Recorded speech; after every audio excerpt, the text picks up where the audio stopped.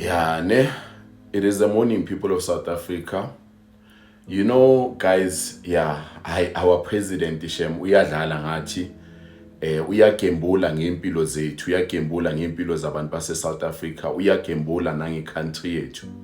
Njengoba sikhuluma manje kuna about 150 plus ama-Palestinians refugees abase OR Tambo.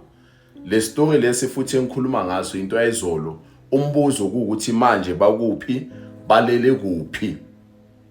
About 150 plus Palestinians refugees who are in our country ekuthi bafike eOR Tambo without any arrangements. And I refuse to believe that. I refuse to believe ukuthi our president didn't know. But we must say, honestly speaking, our president, Cyril Ramaphosa, is gambling with our country, South Africa, is gambling ngempilo zabantu base South Africa. And you know, we must say, some of you, ekuthi in some defender, hi, nisazokhala, I'm telling you, nisazokhala, but okubuhlungu ukuthi sizokhala sonke.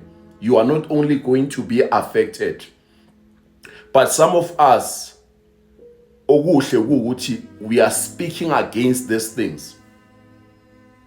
Right now, manje, kuzonke izinto ezenzeka emazweni.